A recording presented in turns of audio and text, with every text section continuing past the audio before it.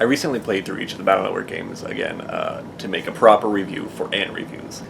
While doing so, I took some time to gather some information for a question that's been bothering me since I first played Battle Network 6 back in middle school. Who is Bass? Well, I mean, we know who Bass is because they kind of give the exposition in the end of Battle Network 3, but in Battle Network 6, he seems like a totally different guy. Well, I've got a theory to prove the existence of two separate entities known as Bass. As we learn in Battle Network 3, Bass was created by Scilab as an auto-navi, free to roam the net without an operator. And his signature Get Ability program allows him to absorb the powers of foes he's defeated. And so here's what we know about him just by playing through the games. In Battle Network 1, we find him at the butt end of the story, just as kind of a secret boss. In battle, he sports the Life Force, something wielded by the game's final boss. Now it's pretty easy to assume with our knowledge from the future that he challenged the boss at some point, defeated it, got its ability, Life Aura. And this is also backed up by dropping that exact chip once he's defeated. In Battle Network 2, we get to see that there were many different clones made of him using bug frigs that later formed into the Gospel Beast. And during the credits, we see that the real Bass is alive and kicking, and he pretty much hates everyone.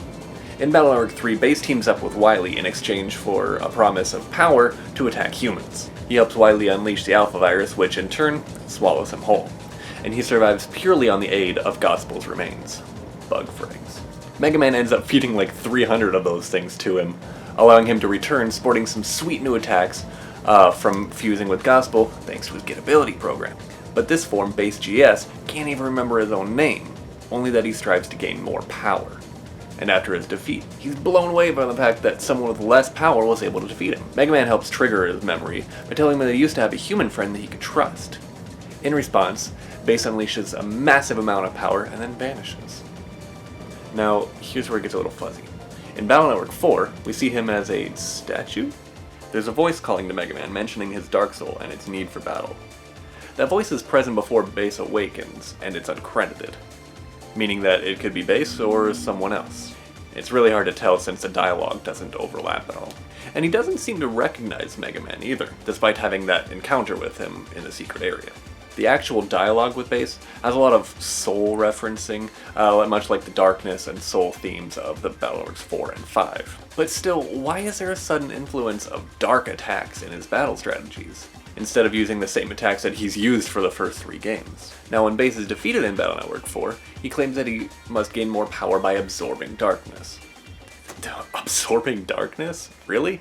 I mean, you've got this ability, the Get Ability program, that seems like a lot more efficient way of gaining more power if you ask me. In Battle Network 5, we see that he appears as Chaos Lord the first time we see him.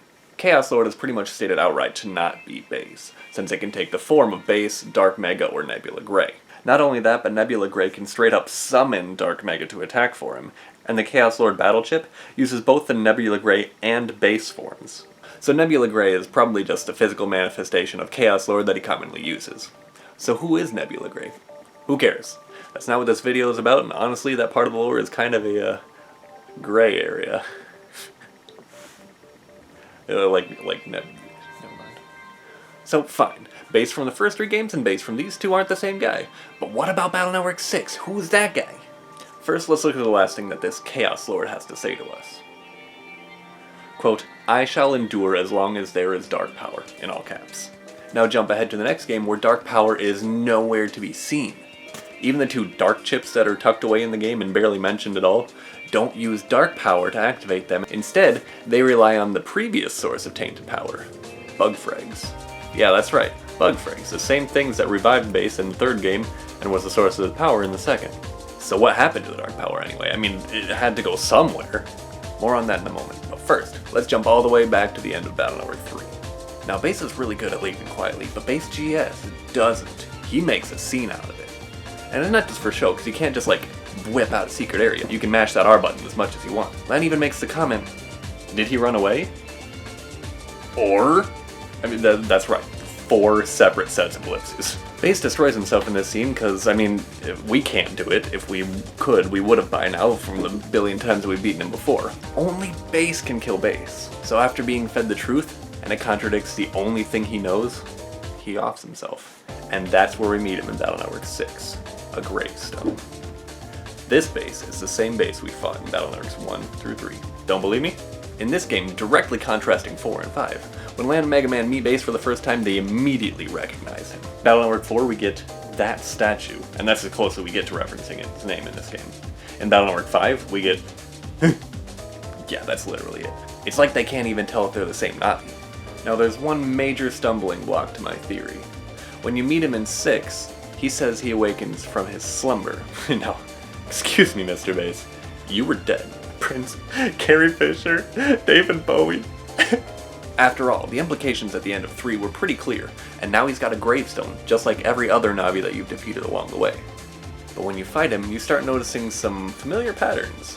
The same ones used by Dark Bass in 4 and 5. So that's what happened to Chaos Lord in Dark Power. Striving to find more power, Chaos Lord arrives at his natural destination, a gravestone marked with God of Destruction.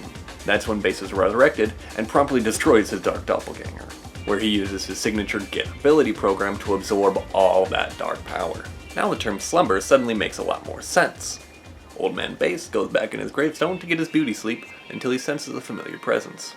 Now that may seem like a lot of jumping to conclusions, but I can give you the proverbial frosting on the proverbial bat-themed cake. Picking up immediately after that battle, Bass states that he craves the power that lies inside of Mega Man. That power is the beast inside him, as in something he could actually get. Something he could use. And yet, when he finds the beast data bits floating around the underground, he doesn't absorb them, and instead lets them fight Mega Man. Why? Because he remembered. He has the power of the beast inside of him already from the end of Battle Network 3. When he was reborn as Bass GS, the power of the beast, Gospel, now known as Gregar, is already in him. It even uses the same breath attack as it did in that game. There, that's it. Case closed. I'm done. This problem took me over 10 years to figure out, and I'm so glad I finally solved the case.